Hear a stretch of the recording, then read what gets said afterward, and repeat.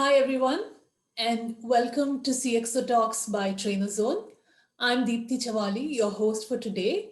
TrainerZone is a one-stop shop for all your training requirements. To know more about TrainerZone, you can visit us at www.trainerzone.co. And CXO Talks is a series of conversations with global leaders where they talk to us about interesting lessons that they have learned over the course of their careers. And to kickstart the CXO Talks, we have with us today Anju Bhatia. Hi, Anju. Welcome to CXO Talks. Hi, Dipti. Glad to be here. Thanks, Anju. And Anju is a master facilitator. She has trained many global leaders and she helps trainers sharpen their facilitation and presentation skills. She brings with her 25 years of industry experience and she's been the head of learning and development departments in a lot of big companies like Capgemini, Goldman Sachs, and Accenture. And today she's going to talk to us about how to convert an average presentation into an awesome presentation. So, Anju, are you ready to start? Yes, Dipti. Glad to share whatever I know for our audience today. Okay, great. So, my first question for you is so you have trained a lot of senior leaders in the industry. So, what, according to you, is the secret sauce of having an awesome presentation, having an impactful presentation? Uh, yes, Dipti. So, when I train these leaders in the industry on how to make great presentations, high impact presentations, I just give them two pieces of advice. One is don't just focus on your subject matter, which is important, but that's not the only ingredient. So I tell them not to just focus on what you're teaching, but it's the entire learning experience that matters. So the first secret sauce is know that the audience is learning from the entire learning experience. So focus on the learner experience. The learner experience starts right from the moment they decide to come into the training, when they sign up, to the time they go back and they apply the learning back at their workplace. So the entire learning experience is important. And the second secret sauce, I would say, is connect with the audience and do not just communicate. And this is something I'm a strong believer in. So it's not just about communicating, it's about connecting. So I tell my people three things are really important: connect, connect, connect. Okay. Okay, so you say, according to you, the two pieces of advice is learner experience and connecting with audience and not just communicating. So That's I hope you don't mind. I'm taking notes while we are conversing absolutely. as well. Okay, so the connect aspect seems very interesting. So what can you tell us more about how to make a connect? And also do keep in mind that now we are having Zoom connects and Zoom conversations, Zoom trainings. So how do you think connect can happen online? So can you tell us more about that? Sure. So, uh, the one thing that the leaders who make a lot of presentations, whether online or offline, is that you should know that there are three or four types of connects, basically, three types of connects that really matter. To connect to the audience, you have to first connect with them intellectually, you've got to connect with them emotionally, and the third is a visual connect. How do you connect with them visually? Because it's not just what they hear or what they learn, it's also about what they see. And people learn a lot from seeing, from doing, all of that. So intellectual connect, emotional connect, and visual connect, these three are really important. And the other one more which I may add, is the vocal connect. It's the way the trainer puts across not just the words, but the vocal, the voice, which is really important, because that's where they hear. So these three or four types of connects, if a trainer or a presenter keeps in mind, it'll really make a difference. And just knowing that I have to connect with them on these four fronts is what really makes their presentation very, very impactful. Okay. And to answer your other question, which is about a lot of presentations happen on Zoom and online. Well, I am a strong believer that these four connects, uh, you know, whether you're online or you're offline, it's if you keep in mind these four connects, it's really going to make a difference. For example, visual. Online, it's even more easier to make visual connect because you can download images, you can share screens, you can share great looking PowerPoints, infographics, whatever. So you can do a visual connect. The voice matters, vocal connect matters, equally important in an online presentation. And then intellectual connect is what they hear. So we're going to talk about all these four connects now. In my view, nothing changes online or offline except the fact that people are not sitting together and having coffee together or having group interaction, but we also do group interactions online. So as a presenter, you can if you keep these four in mind, it will be equally impactful online or offline. Okay. That's some information for me, because I would have thought that you need a lot of different tools and stuff to make it, I don't know, make a better connect online. But we would like to know more, hear more from you about this. So let's start with, let's delve deeper into all these three connects, these four connects that you spoke about. That is the vocal, the visual, emotional, and the intellectual connect. So let's start with the vocal connect. So what do you mean? So it's with the voice of the trainer? Like what are you talking about with the vocal connect? Yes. So the voice plays a great role. I tell presenters, please do not have a monotone. Imagine if someone just speaks in a monotone voice, it just tends to put the audience to sleep. So there should be some life, some energy, some enthusiasm, and positivity that a presenter can uh, portray to the audience through the voice itself. Like, for example, I may be saying a great news, but if I say it in a dull manner, hey guys, you know what? We've got some great news for you today. We've bagged this award for our team, and there's no enthusiasm in the voice. The news doesn't matter.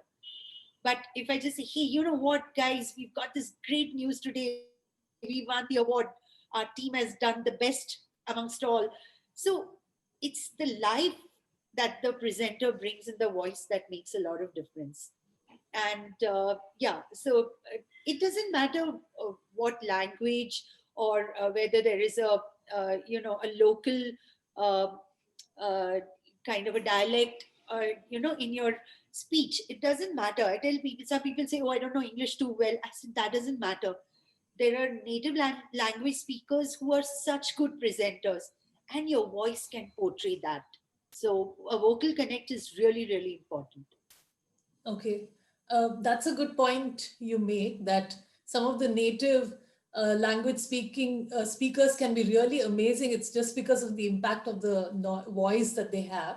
Yes. So you say that they shouldn't be a monotone, and they should have a lot of energy and positivity in what they're saying, right? Exactly.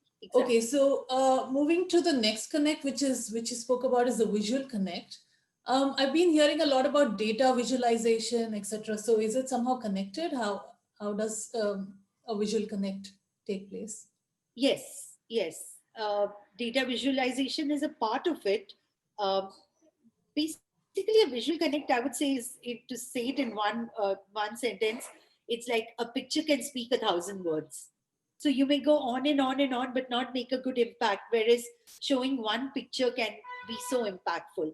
So I tell people, use infographics where a lot of data can be put into a one picture or a one slider, and use images, use even your use of a flip chart board, or um, a use of a video. All these are visual connects, and the audience learns a lot from what they see. So that's really important. And I encourage people to do a lot of visual aids, use a lot of visual aids while making a presentation or doing a training.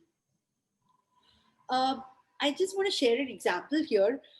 Way back when I was working in Goldman Sachs, I had a visitor from the US, a very senior person. He was, in fact, the head of public relations of Goldman Sachs globally. So he was responsible for the PR of the company and all, and he was visiting India. I was in the India office managing the training. So he had to make a town hall presentation to all of us in India, and I was supposed to help him in his 2 days here. I was kind of assisting him for everything.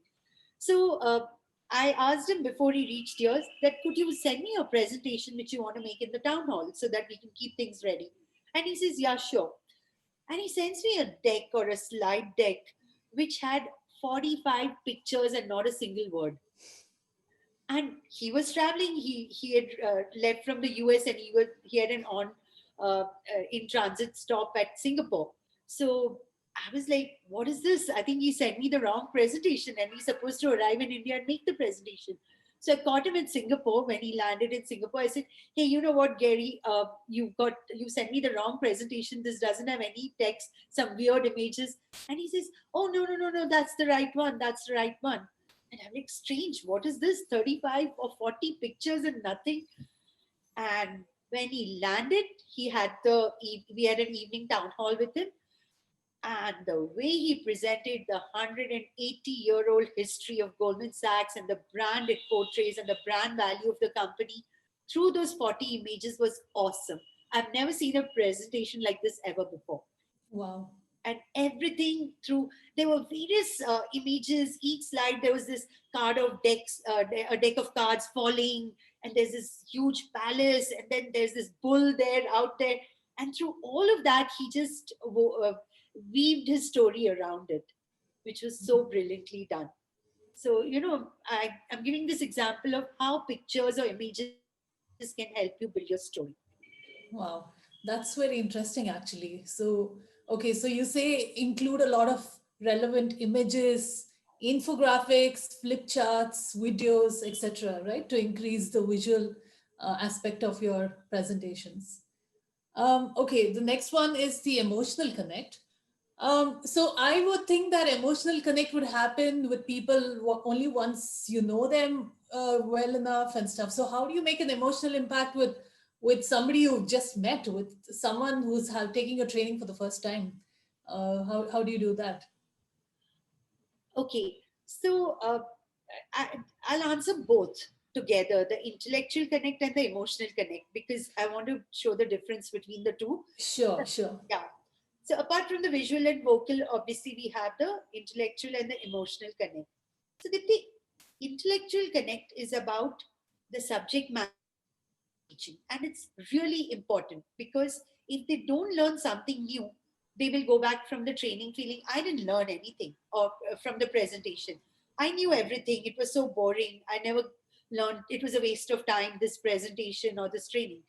But uh, if they learn something, so my suggestion to the presenter, to the trainer, is that be a subject matter expert if you wish to connect to the audience intellectually.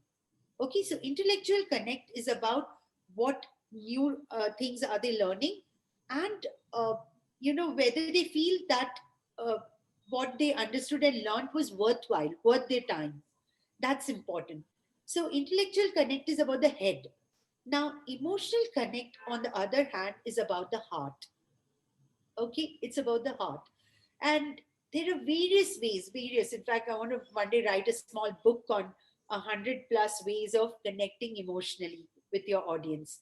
And while intellectual connect would be appealing to the head, here I would say it's appealing to the heart of the audience, and Mhm. both are important. Okay, so I'll come round to giving a few tips on how to connect emotionally. But this key difference of connecting with the head and the heart, both are important. I, in fact, give the example that, if you connect only with the heart, if you connect emotionally, then it's like the icing on the cake without the cake.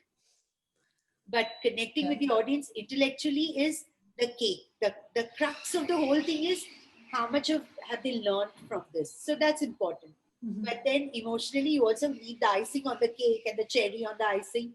That's about the other aspects of connecting emotionally, right?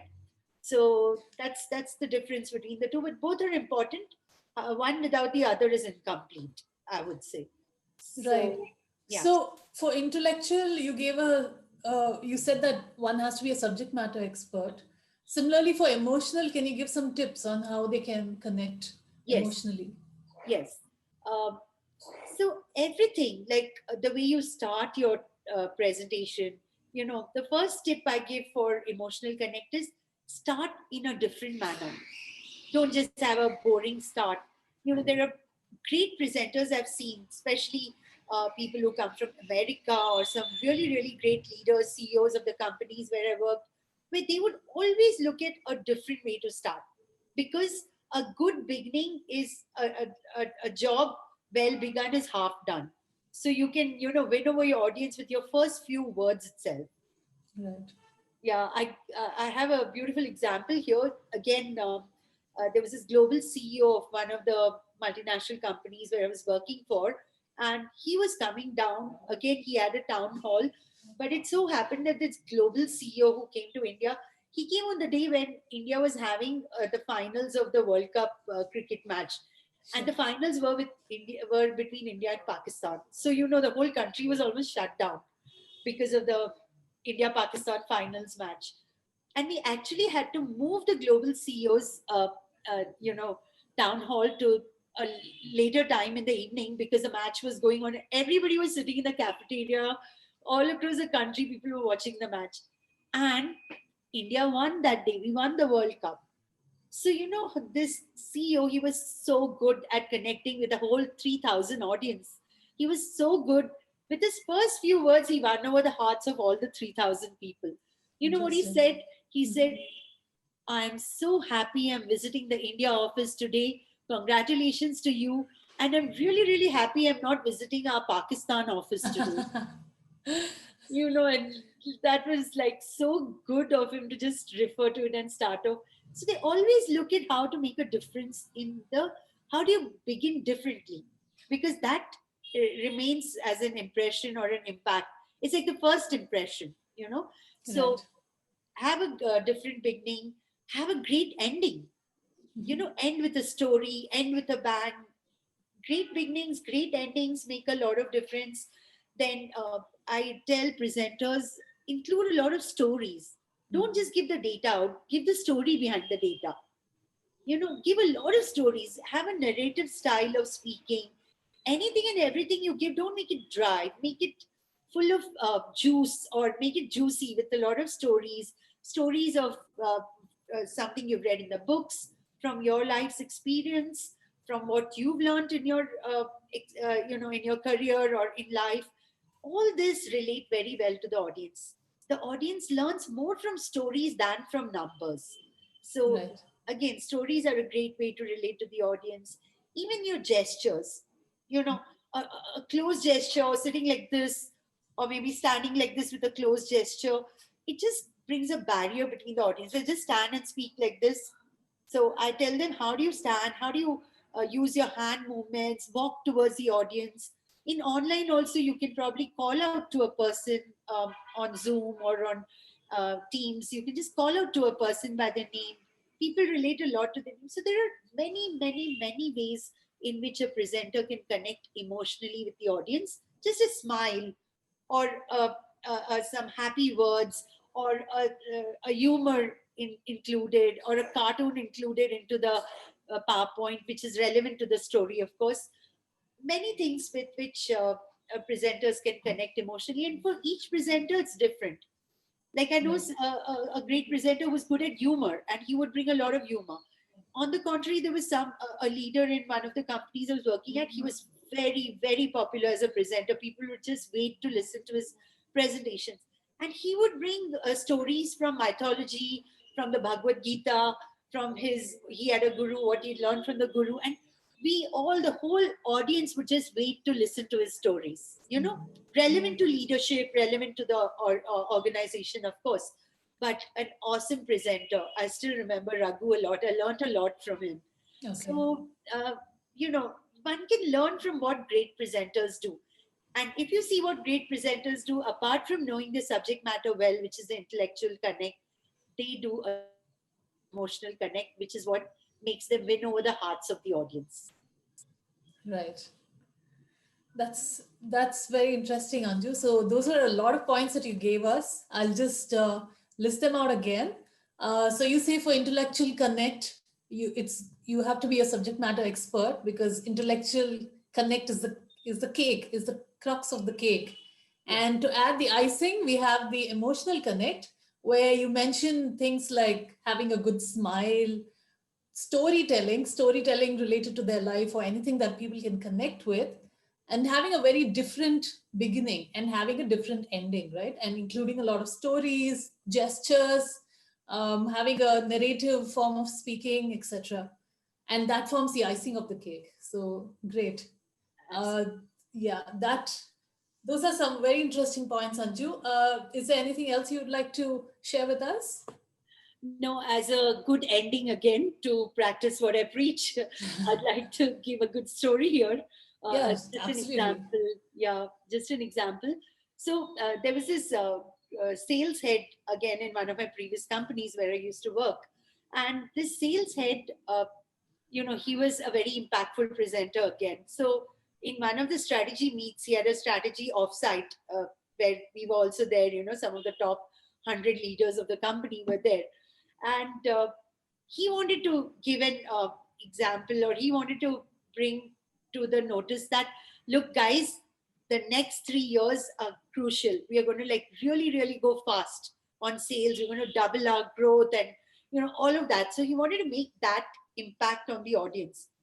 And without really bringing any PowerPoint, he just entered on stage with a bike which was in full zoom just to make that. And boy, was it dramatic!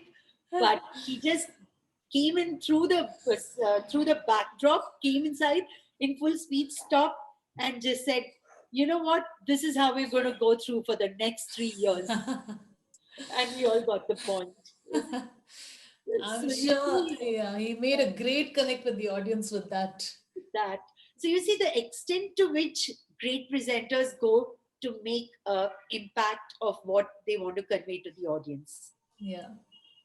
Okay, that's And yes, and Shantu. sorry, I forgot one very important point, Dipti, which is uh, understand your audience before you go, because who is your audience and what are the needs and requirements? Right. What are the expectations? If you as a presenter know what they're expecting from you, and meeting those expectations is very important. So do a little deep dive into your audience, understanding your audience. Right. Understanding the audience. I think that's the first thing we have to start with in So order to be able to connect in all other forms that you mentioned here. yes, in fact, I should have said it in the first point itself. Yeah. So Anju, I am done with my questions. Thanks a lot for sparing time for us today. And thank you for our audience who've been listening to us. I hope you enjoyed the session as much as I did. Anju has also created a training kit, which basically helps you conduct an interactive online training session. If you're interested to know more about this product, or if you're interested to purchase this product, you can visit us at www.trainerzone.co. And do stay tuned in for more such CXO talks that'll be coming over the week. Thank you, everyone, and have a good day. Thanks, Anju. Thank you, Dipti. It was a pleasure speaking to you today. Thank you.